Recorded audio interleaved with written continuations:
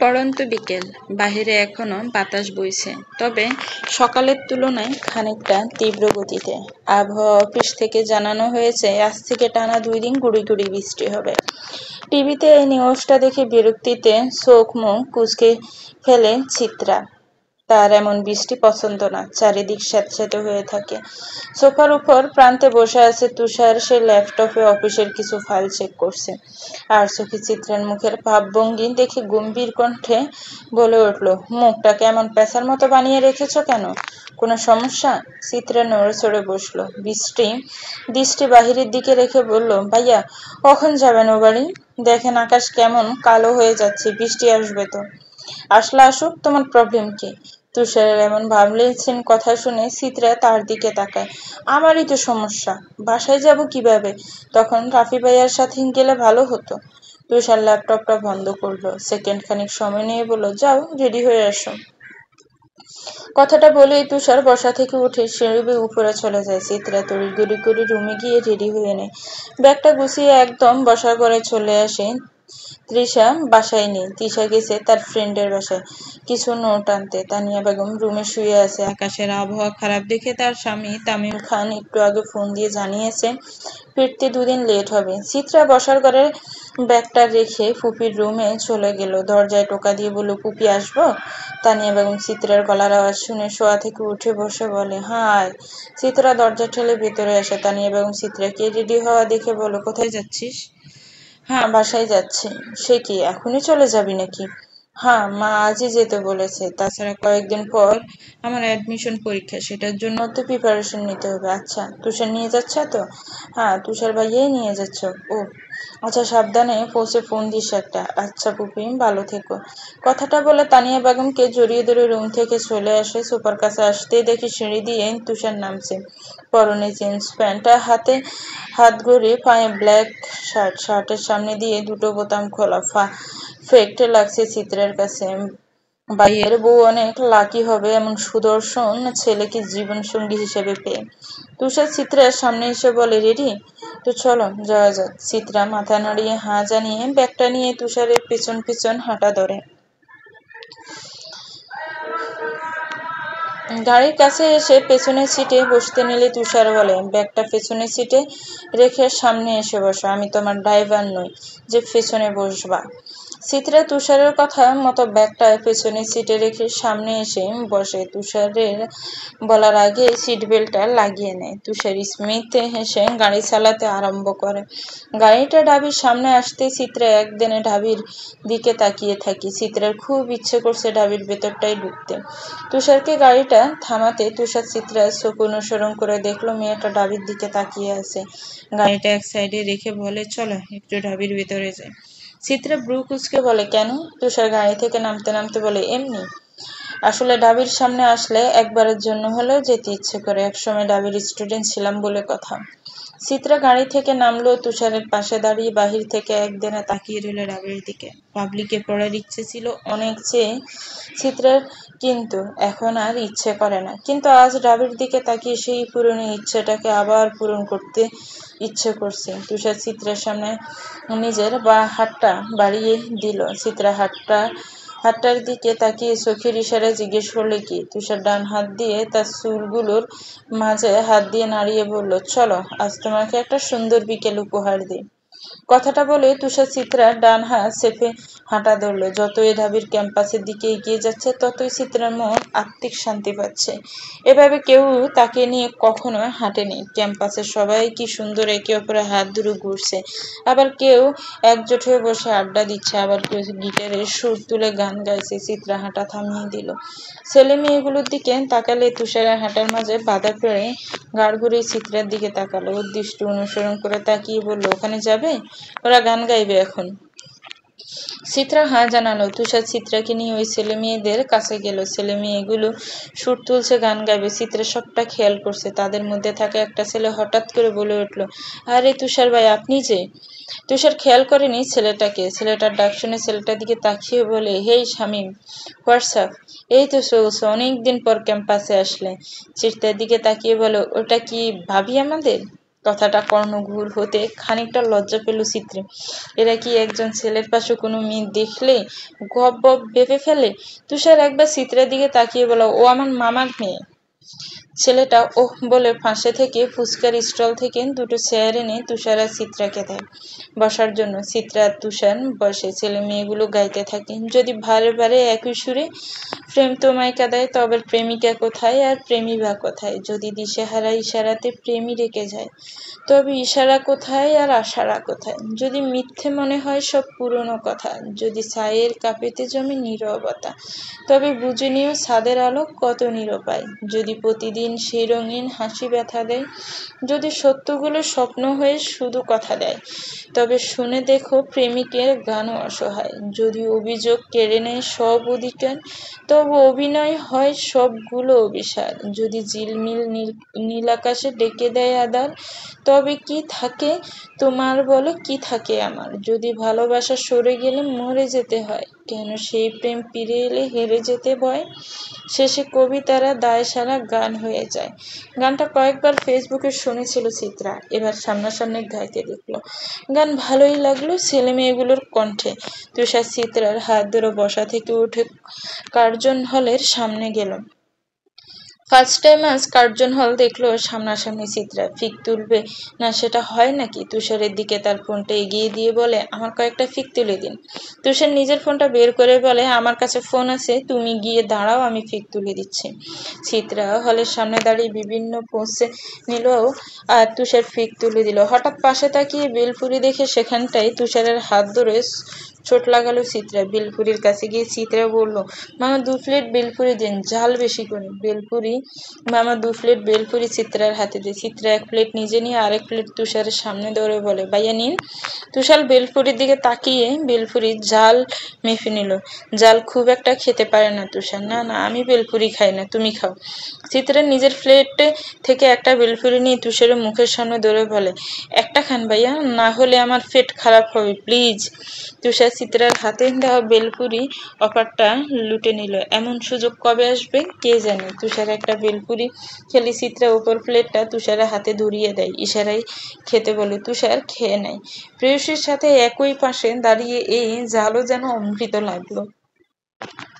কিন্তু সব বেলপুরি খাওয়ার শেষে বুঝলো এই অমৃত কেবল তার ভাবনাতেই ছিল। মুহূর্তেই চোখ ঠোঁট লাল হয়ে গেল। চিত্রা খেতে খেতে তুষারের দিকে তাকিয়ে অবাক হয়েছিল। চোখ ঠোঁট লাল কেন হলেও বুঝতে পারল না। ভাইয়া আপনার চোখ ঠোঁট এমন লাল কেন?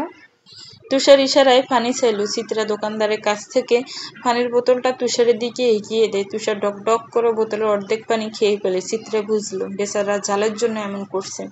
দোকানদারের থেকে প্লেটে মিষ্টি টক নিয়ে তুষার সামনে ধরে বলে, মিষ্টি টকটা খেয়ে নিন, ভালো লাগবে। তুষার খেয়ে নিল। একটু একটু করে জাল কমতে লাগলো। তুষার বেলপুরির বিল মিটিয়ে চিত্রাকে নিয়ে হাঁটা ধরে। চিত্রা তুষারের দিকে তাকিয়ে বলে, আপনি সামান্য জাল খেতে পারেন না? আই এম তো অবাক, আমার তো জাল লাগলো না। পুরুষ মানুষ থাকে ঝালের উপর দিয়ে, এমন হলে চলে নাকি? তুষার কিছু বলল না। ক্যাম্পাস থেকে বের হয়ে গাড়িতে উঠল। চিত্রা গাড়িতে বসে বলে, আর একটু সময় থাকলে কি হতো? কেন, তোমার না পাবলিকে পড়ার ইচ্ছে? তাহলে পাবলিকের আঙিনায় থাকবা কেন? আশ্চর্য, কে বলল ইচ্ছে নেই? আছে তো, কিন্তু পাবলিকে চান্স পেতে হলে ভাগ্য লাগে। তোমার কি ভাগ্য নেই? লিসেন চিত্রা, নিজের ভাগ্য নিজেকেই তৈরি করে নিতে হয়। মন দিয়ে প্রিপারেশন নাও। হ্যাঁ, আপনার আর তিশার কপালের সাথে কপাল ঘষা দিতে হবে যদি ভাগ্য বদলায়। তুষার কথা বলল না। জালে তার অবস্থা খারাপ, রাতে হয়তো জ্বর আসবে। চিত্রাকে বাসায় দিয়ে ফেরার পথে মেডিসিন নিতে হবে। এই এক শরীর সামান্য ঝালই সহ্য করতে পারে না, বিরক্তিকর শরীর, একটু কিছু হলেই নেতিয়ে যায়। তুষার চিত্রাকে নিয়ে তার বাসায় আসে। সোফায় রিক্তা বেগম আর রিয়ার মেয়ে রিমি বসে আছে। দাদি নাতনি মিলে খুনসুটি করছে। চিত্রা তুষার বাড়ির ভেতর ঢোকে। রিমি চিত্রাকে দেখা মাত্রই হাতে তালি দিয়ে হেসে ওঠে। চিত্রা ব্যাগটা রেখে পিচ্ছিটাকে কোলে নিয়ে বুকে জড়িয়ে ধরে। রিক্তা বেগম তুষার আর চিত্রাকে দেখে বসা থেকে উঠে দাঁড়ায়, তুষারের দিকে এগিয়ে বলে, কেমন আছো তুষার? আলহামদুলিল্লাহ ভালো আছি মামি, আপনারা কেমন আছেন? এই তো আল্লাহ রাখছে ভালো। আজ কতগুলো মাস পর আসলা? তুষার স্মিত হেসে বলে, কাজের অনেক প্রেশার, সেজন্য আসার সময় হয়ে ওঠে না। রায়ান ভাই আর মামারা কোথায়?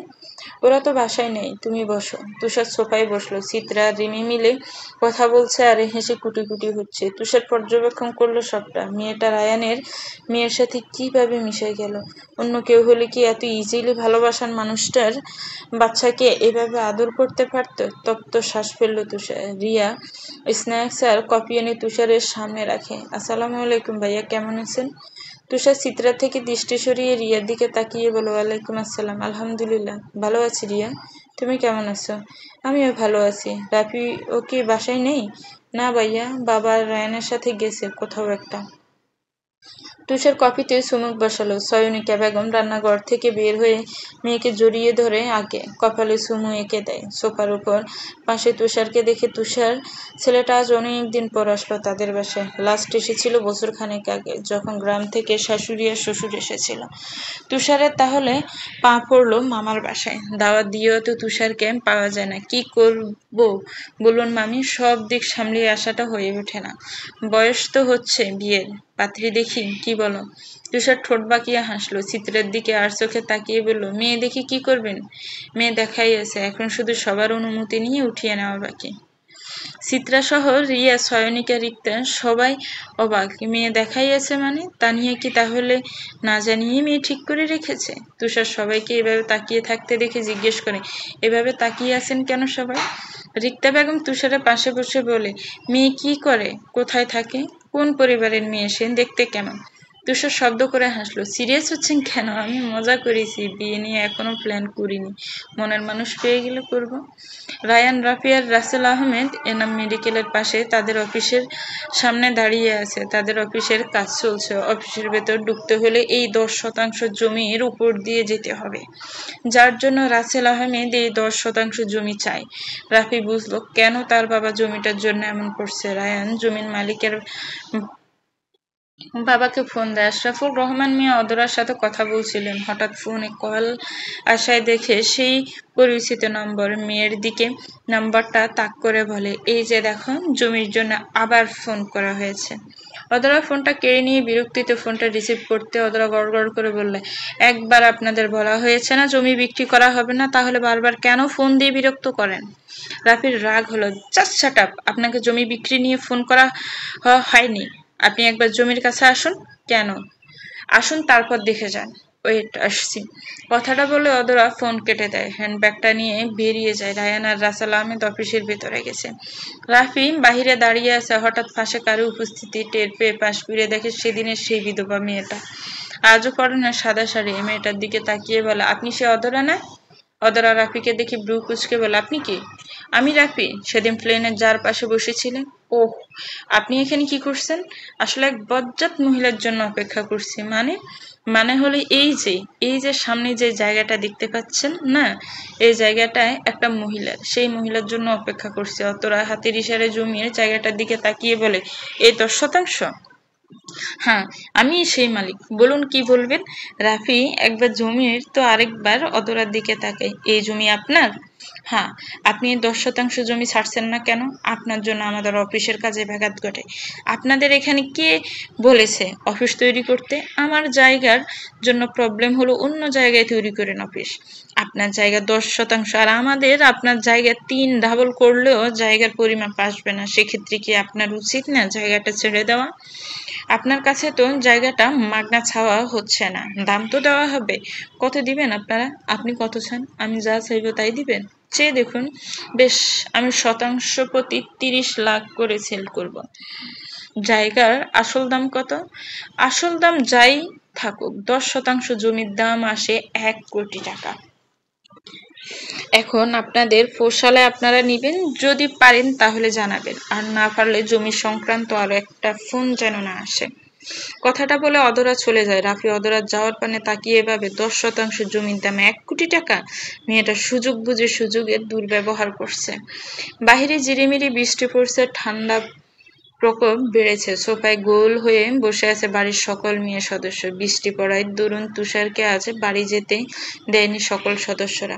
তুষারও মানা করেনি। চিত্রা শরীরের চাদরটা দিয়ে হাত পা সহ পুরো শরীর ডেকে কোলে রিমিকে নিয়ে ঘাপটি মেরে বসে আছে। রিমি গুটিসুটি হয়ে চিত্রার বুকে শুয়ে আছে।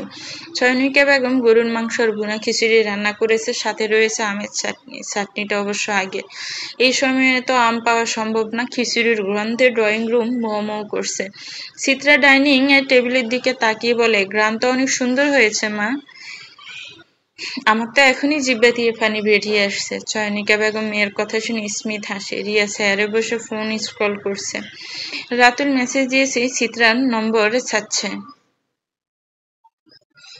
রিয়া আর চোখে চিত্রার দিকে তাকালো। চিত্রার অনুমতি ছাড়া কিভাবে তার নম্বর দিবে রিয়া? চেয়ার ছেড়ে উঠে দাঁড়ায়। চিত্রার পাশে গিয়ে বসে বলে, এই চিত্রা, একটা কথা বলতে চাই। চিত্রার নড়ে চড়ে বসে, বল। তোর নাম্বারটা আসলে রাতুল ভাইয়া চাচ্ছে, আমি কি দেব? কেন? জানি না, বলো তোকে কি একটা কথা নাকি বলবে। ও আচ্ছা, দিব, দে। রিয়া চিত্রার নাম্বারটা সেন্ড করে রাতুলকে পাঠায়। রাতুল চিত্রার নাম্বারটা পেয়ে বিশ্বজয়ের একটা হাসি দেয়। তুষার একের পর এক হাসি দিচ্ছে। জালের রেশ এখন বের হচ্ছে।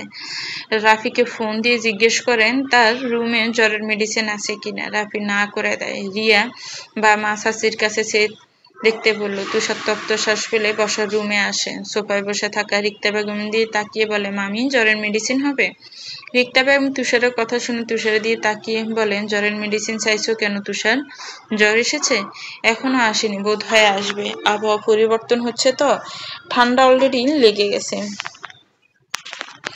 চিত্রা, আমার রুমে যা তো মা, দেখ খাটের পাশে বক্সে মেডিসিন আছে, তুষারকে এনে দে। চিত্রা বাচ্চাটাকে কোলে নিয়ে রিক্তা বেগমের রুমে গিয়ে মেডিসিনটা নিয়ে আসে। তুষারের সামনে মেডিসিনটা রেখে বলে, ভাইয়া, খালি পেটে খাবেন না, আম্মু রান্না করেছেন, খাবার মুখে দিয়ে মেডিসিনটা খান। তুষার মাথা নাড়িয়ে হা জানালো। সোফা ছেড়ে উঠে টেবিলের চেয়ার টেনে বসলো। চয়নিকা বেগম রুমে গিয়ে সেজন্য খাবারটা রিয়ে বেড়ে দিল। তুষারের আনিজেই লাগলো একা একা খেতে। চিত্রা রিমিকে রিক্তা বেগমের কাছে দিয়ে তুষারের উপর পাশের চেয়ারে বসে বলে, রিয়া, আমাকেও দে, আমি আর না খেয়ে থাকতে পারলাম না। রিয়া স্মিথ হেসে চিত্রাকে প্লেটে খিচুড়ি আর মাংস বেড়ে দিল। এর মধ্যে রিমি কান্না করে উঠল। রিক্তা বেগম রিয়াকে ডেকে বললেন, রিমি হয়তো ঘুমাবে, তাকে নিয়ে যেন ঘুম পাড়ায়। রিয়া শাশুড়ির ডাক শুনে মেয়ের কাছে গিয়ে দেখে সত্যি তার মেয়ে ঘুমাবে। মেয়েকে নিয়ে রুমে চলে গেল। রিক্তা বেগমও উঠে নিজের রুমে চলে গেল। ড্রয়িং রুমে রইল চিত্রা আর তুষার। তুষার খাওয়ার মাঝে বারবার আর চোখে চিত্রার দিকে তাকালো। চিত্রা মনুষ্যকে খেয়ে চলছে। তুষার পানিটা খেয়ে প্লেটে হাত ধুয়ে মেডিসিনটা খেয়ে নেয়। এর মধ্যে চিত্রার ফোন বেজে ওঠে। টেবিলের উপর ছিল ফোনটা। চিত্রা তাকিয়ে দেখলো অচেনা নম্বর, তাই আর রিসিভ করলো না। প্রথমবার বেজে কল কেটে গেল।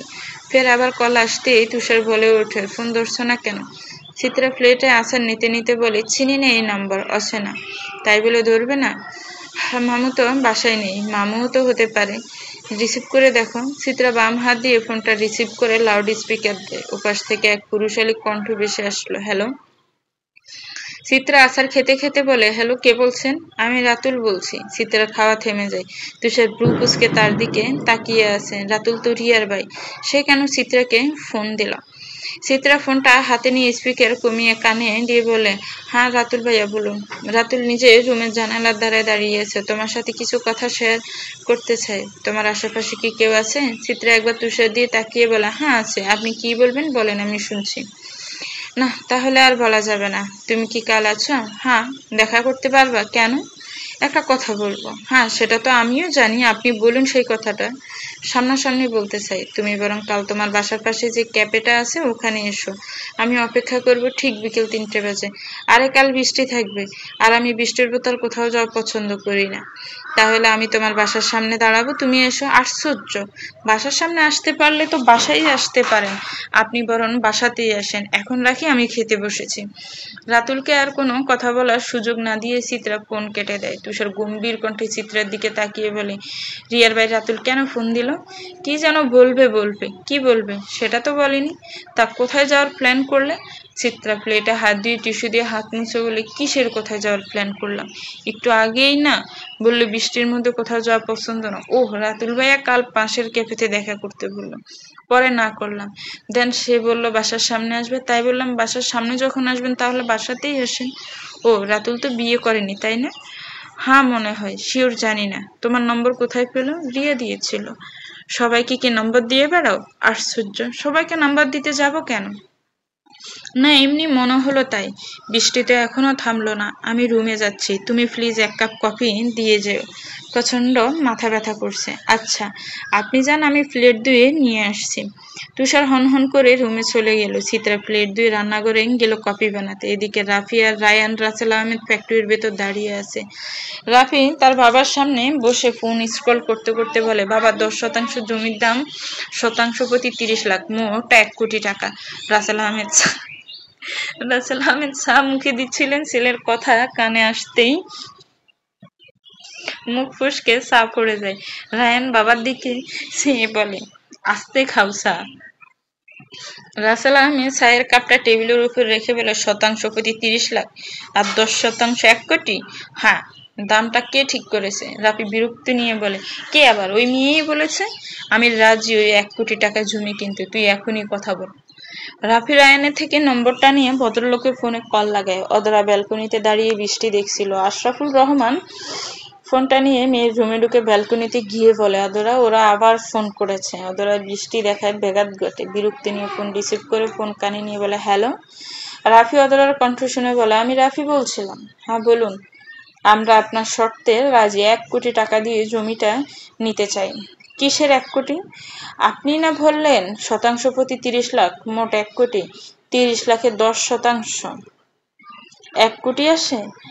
সেটা তো আপনিই জানেন ভালো। 3 কোটি আসে। 3 কোটির নিচে 1 পয়সা কমে জমি বিক্রি করব না। মুহূর্তে রাফির মাথা রাগ চেপে বসলো। সহসা ছেড়ে উঠে বসলো। কিছুটা রাগী কণ্ঠে বলে উঠলে, এই আপনি আমাদের কি পাইছেন? এক এক করে এক এক কথা বলেন। টাকা কি গাছে ফলে? 10%-এর দাম 3 কোটি। কোন আক্কেলে চান?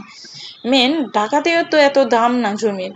রাসেল আহমেদ ছেলের হাত চেপে ধরে ইশারায় মাথা ঠান্ডা রাখতে বলে, তিনি 3 কোটি টাকার বিনিময়ে হইলেও জায়গাটা নেবেন। রাফি তার বাবার দিকে ইশারায় ফোনটা দিকে এগিয়ে নেয়। নাও তোমার জমি, তুমি কথা বলো। রাসেল আহমেদ ফোনটা নেয়। হ্যালো, আমরা আপনার শর্তে রাজি। 3 কোটি টাকাই দিব, তবুও জায়গাটা চাই। ঠিক আছে, কাগজপত্র সহ টাকা রেডি করুন। আর হ্যাঁ, ছেলেকে ভদ্রতা শিখাবেন। কথাটা বলে অদরা ফোন কেটে দেয়। সুযোগ একবার আসলে সেই সুযোগকে কাজে লাগাতে এই অদরা ভালো করেই জানে। রাফি তার বাবার থেকে ফোনটা নিয়ে বৃষ্টির মধ্যে গাড়ি নিয়ে চলে যায়। রাগ মাথায় নিয়ে বাড়িতে প্রবেশ করে রাফি। চিত্রা কফি নিয়ে রান্নাঘর থেকে বের হতেই দেখে রাফি হন্তদন্ত হয়ে আসছে। চিত্রা রাফির সামনে দাঁড়িয়ে বলে, এই তোমার আসার সময়? রাফি হাঁটা থামিয়ে দেয়। চিত্রার হাতে কফি দেখে কফিটা হাতে নিয়ে বলে, থ্যাঙ্কস, এটারই প্রয়োজন ছিল। চিত্রা কিছু বলতে নিবে তার আগে রাফি কফিটায় চুমুক বসায়। চিত্রা রাগ হলে এখন তাকে আবার কফি বানাতে হবে। ফের রান্নাঘরে ছুটলো কফি বানিয়ে তুষারের রুমের দিকে গেল। তুষার ব্যালকনিতে দাঁড়িয়ে আছে। বৃষ্টির সাথে আসা মৃদু ঠান্ডা বাতাস তুষার শরীরটা কাঁপিয়ে তুলছে, তবুও ভালো লাগছে তুষারের। চিত্রা রুমে ঢুকে পাশে দাঁড়িয়ে বলে, আপনার কফি। তুষার চিত্রের পানে চেয়ে কফির মগটা হাতে নিয়ে দৃষ্টি বৃষ্টির দিকে রেখে বলে, এতক্ষণ লাগলে একটা কফি বানাতে? না, এত টাইম লাগতো না। আসলে আপনার জন্য কফি নিয়ে আসছিলাম, সেটা রাফি ভাইয়া খেয়ে ফেলছে। রাফি ফিরেছে? হ্যাঁ। আপনি শরীরে শীতের পোশাক পরেননি কেন? দেখেন কত শীত। আমার শীত লাগছে না, বরং ভালোই লাগছে। আমি শুনেছি যাদের শরীরে চর্বি বেশি তাদের শীত কম লাগে বেশি। তুষার কফিতে চুমুক বসিয়ে বলে, আমার শরীরে কি চর্বি বেশি নাকি? মনে হয় বেশি, সেজন্যই তো আপনার শীত লাগছে না। তুষার হেসে উঠল। চিত্রা সে হাসির দিকে চাইল। লোকটার হাসি কি সুন্দর, মেয়েদের মতো গালে টোল পড়ে। তুষার ভাই, আপনি কি জানেন আপনার হাসি কত সুন্দর? না, আগে তো কেউ বলেনি। তবে তুমি বলে আজ জানলাম। সত্যি আপনার হাসি সুন্দর। আমি হাসলে যেমন গালে টোল পড়ে, তেমন আপনার হাসলে গালে মেয়েদের মতো টোল পড়ে। তুষার ভ্রু কুঁচকে বলে, কেন? টোল কি শুধু মেয়েদেরই হয় নাকি? ছেলেদের হতে বারণ নাকি? না, তেমন না। আসলে ছেলেদের তো তেমন টোল দেখা যায় না গালে, কিন্তু আপনার আছে। কারণ তুষার ওয়ান পিসে তাই। ওহ, আমি আপনাকে ফার্ম দিচ্ছি, ভুলে যায়েন না। আমি তো ফুলেই গেছি তোমার ফার্ম দেওয়া দেখে। চিত্রা কিছু বললো না। তুষার ভাই আজকাল ভালোই কথা বলছে। বিদেশ যাওয়ার আগে তো কথাই বলতো না, গুমড়ো মুখ করে থাকতো। এখন ভালোই হাসি খুশি কথা বলছে সবার সাথে। তপ্ত শ্বাস ফেললো চিত্রা। মানুষের বদল করতে সময় লাগে না। আচ্ছা তুষার ভাই, একটা কথা বলি। তুষার কফির মগটা চিত্রার হাতে ধরিয়ে দিয়ে বলেন, বলো। আপনার কি গার্লফ্রেন্ড আছে? কেন বলো তো? না এমনি কৌতূহল হলো জানা। যদি বলি আছে? কে সে? আছে, সে এক মায়াবতী। বলেন কে সে? এখনো সঠিক সময় হয়নি।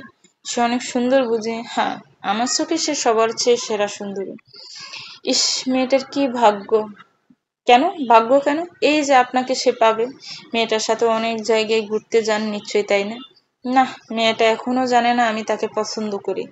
আল্লাহ, কি বলেন? এখনো বলেন নাই মেয়েকে? মেয়ে যদি অন্য ছেলের সাথে বেগে যায় তখন?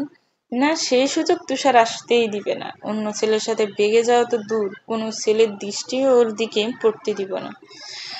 তো বলে দিলেই তো পারেন। না, তাকে বলার সঠিক সময় এখনো হয়নি, তবে খুব শীঘ্রই বলবো। হ্যালো, কেমন আছেন? রাফি ঘুমিয়েছিল। হঠাৎ ফোনের রিংটোন বেজে ওঠে। বিরক্তি নিয়ে ফোনটা রিসিভ করে কানে নেয়।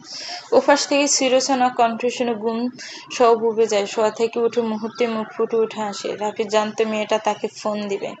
ফোন মুখের সামনে এনে দেখে রাত 1:30 বাজে। সেই সাথে ফোনের স্ক্রিন জল জল করছে। ছাতক পাখি দিয়ে নামটা সেভ করা। যা ফোন রিসিভ করার সময় ঘুমের কারণে খেয়াল করেনি। কি হলো, নিশ্চুপ কেন? কথা বলবেন না? ফোনের ওপর পাশের রমণীর কথা শুনে মুচকি হাসল রাফি। মুহূর্তে মুখটাকে আবার গম্ভীর করে শুধায়, কি কথা বলবো? ফোনের ওপাশে ফুস করে নিঃশ্বাস ফেলল রমণী, যা রাফি বুঝতে পারল। কেমন আছেন জিজ্ঞেস করেছিলাম, উত্তর পায়নি। কেমন থাকার কথা আমার? সেটা জানলে জিজ্ঞেস করতাম না। রাফি বিছানা ছেড়ে উঠে দাঁড়ালো। ব্যালকনিতে থাকার দরজাটা লাগিয়ে দিল। বাতাস আসছে খুব। এত রাতে একটা ছেলেকে ফোন দিতে তোমার ভয় করলো না? গড় গড় করে বেশি আসলো। না। রাফি তার সাপ দাড়িতে হাত বুলায়। সত্যি ভয় করছে না? এখন যদি উল্টাপাল্টা কিছু বলে বসি তখন? কেমন আছেন? তপ্ত ফাঁস ফেলল রাফি। ভালো থাকতে দিলে? কখন যে জিজ্ঞেস করছো কেমন আছেন? শোনো মেয়ে, নেক্সট টাইম মধ্যরাতে ফোন দিবে না আর, মনে থাকবে? হুম। আবার হুম বলে? ফাজিল মেয়ে। এত রাত হয়েছে, ঘুমাওনি কেন? এমনি। রাফি সন্দেহজনক দৃষ্টি নিয়ে বলে, এমনি নাকি বয়ফ্রেন্ডের সাথে রাত জেগে চ্যাট করছিলে? এসব নাউজুবিল্লা জিনিস আমার নেই। ভদ্র সাজা হচ্ছে? না, সত্যি নেই। তাহলে ঘুমাওনি কেন? আপনাকে ফোন দিব, একটু কথা বলবো সেজন্য। আমি যদি ফোন না ধরতাম? না ধরলে না ধরতেন। তোমার করা অপমানটা এখনো ভুলিনি। কোন অপমান ভাইয়া? সকাল সকাল তোমাদের বাসায় গিয়েছিলাম বলে কথা শুনিয়েছিলে। আমি সেভাবে বলতে চাইনি। আসলে অত সকালে এসেছিলেন, বাহিরে ঠান্ডা বাতাস, সেই জন্য বলেছিলাম।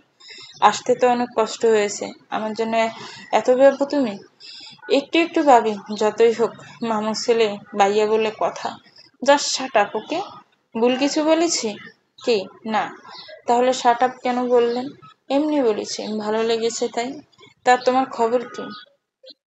তিশা গায়ের চাদরটা আরো ভালো করে জড়িয়ে নিয়ে বলে, এতক্ষণ পর মনে হলো আমার খবর নেওয়ার কথা। সবার সাথে হেসে হেসে কথা বলে, আমার সাথে একটা কথাও বলেননি। ওহ, মনে ছিল না তোমার সাথে কথা বলতে। হ্যাঁ, বুঝতে পেরেছি। ভালোই বুঝতে শিখেছো আজকাল। হ্যাঁ, বড় হচ্ছি যে। হ্যাঁ, খুব বড় হয়েছো। ফুফিকে বলো ছেলে খুঁজতে হবে দেখছি। ছেলে কেন খুঁজবেন? বারে, আমার ফুফু মেয়ে বোনটা আর বিয়ে দিতে হবে না? আমার বিয়ে দেওয়ার জন্য আমার নিজেরই ভাই আছে। আমিও তো তোমার ভাই। আপন না হলাম মামাতো ভাই তো। আপনি বিয়ে করেন কাকে? আমি জানি কাকে। বয়সে তো আপনি বড়, সেই হিসেবে তো আপনার বিয়ে হবে আমার আগে। ভুলে গেলে তুষার ব্রোর বিয়ে হলো না, সেখানে আমার বিয়ে বিলাসিতা মাত্র। আপনার পছন্দের কেউ আছে? তোমাকে কেন বলবো? তিশা মন খারাপ করে শুধু, না এমনি।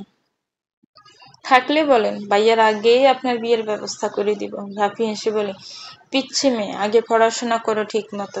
এত বড় দায়িত্ব নিতে পারবা না। এত বড় দায়িত্ব হলো কিভাবে? আপনি বলেই দেখুন, তুড়ি মেরে আপনার বিয়ে দিয়ে দিব। আচ্ছা তাই বুঝি? হুম। ঘুমাও বাই। কথাটা বলে রাফি ফোন কেটে দেয়। তিশা ফোনের দিকে তাকিয়ে দীর্ঘশ্বাস ফেলে ঘুমের জন্য প্রস্তুতি নেয়। লোকটা কি বিদেশ গিয়ে কাউকে পছন্দ করে ফেলেছে, নাকি কারোর সাথে রিলেশনে আছে?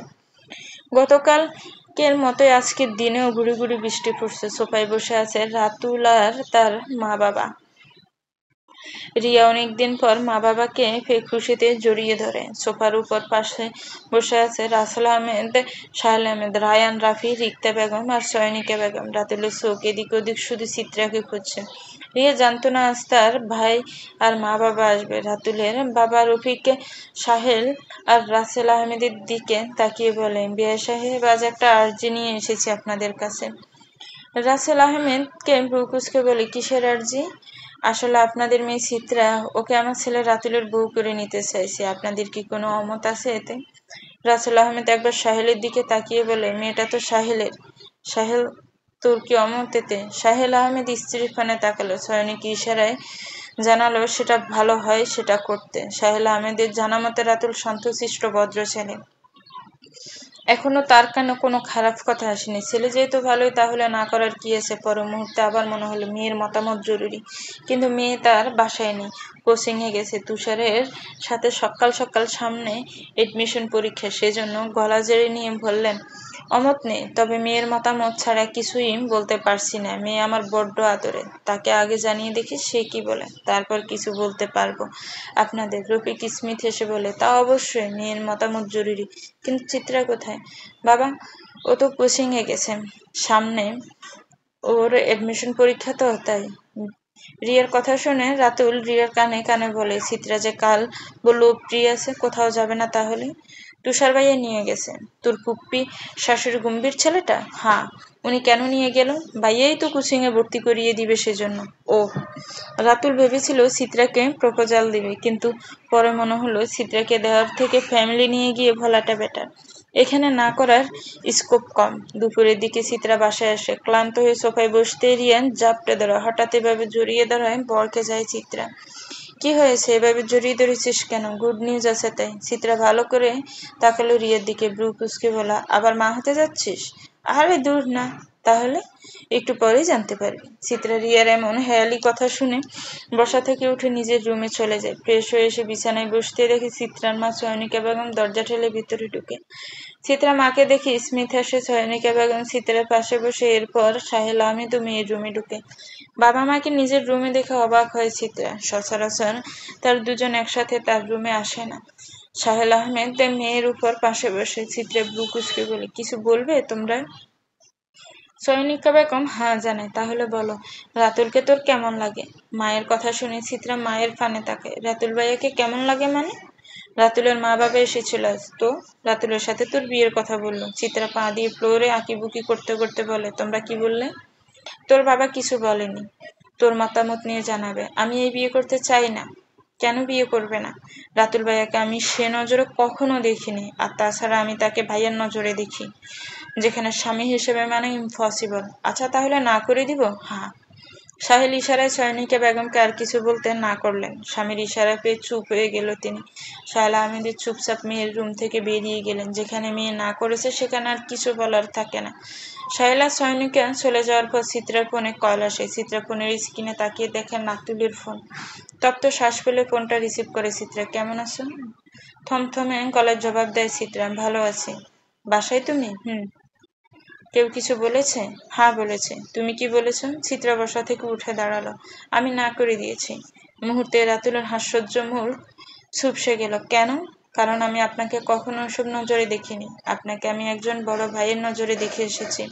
আমার পক্ষে আপনাকে স্বামী হিসেবে মানা ইম্পসিবল। আমি তো কখনো তোমাকে বোনের নজরে দেখিনি। সেটা আপনার ব্যাপার, কিন্তু আমার পক্ষে রাজি হওয়া সম্ভব নয়। ভালো থাকবেন। কথাটা বলে ফোন কেটে দেয় চিত্রা। বলা নেই কওয়া নেই হুট করে বিয়ের প্রস্তাব পাঠিয়ে দেয়। যত্ত সব। তুষার অফিসে বসে আছে। সামনের চেয়ারে বসে আছে রাফি। এসে থেকে রাফি বকবক করেই চলছে। রোজ জানো, আজকাল সাদাসিধে দেখতে মেয়েগুলো পাজি হয়। কাল একটা কাজে গিয়েছিলাম জমি কিনে। মেয়েটা জানে কি বললো?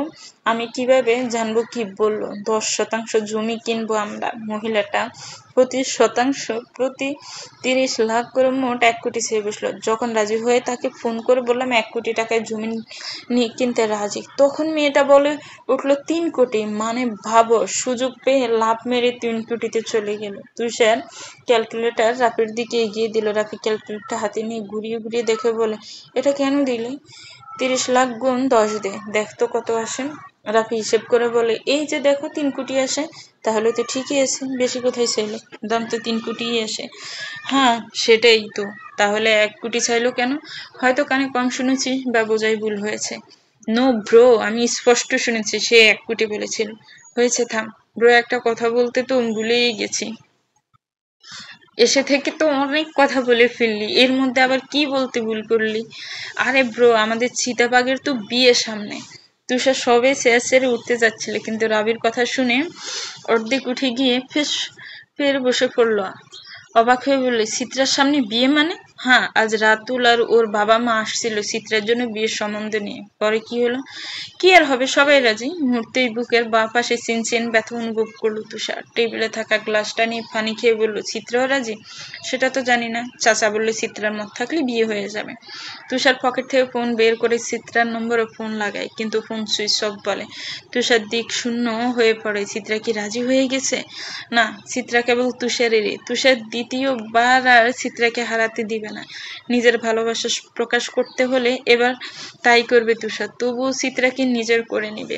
চলবে তো। ভিউয়ার্স, গল্পটার এই পর্ব কেমন লেগেছে একটু কমেন্টস করে জানাবেন। গল্পটা ভালো লাগলে একটি লাইক করবেন, গল্পটাকে শেয়ার করবেন, আর আমার চ্যানেলকে প্লিজ সাবস্ক্রাইব করবেন। যারা অলরেডি সাবস্ক্রাইব করে রেখেছেন তাদেরকে অনেক অনেক ধন্যবাদ। ভালো থাকবেন, সুস্থ থাকবেন, আমার চ্যানেলের সাথেই থাকবেন। আল্লাহ হাফেজ, আসসালামু আলাইকুম।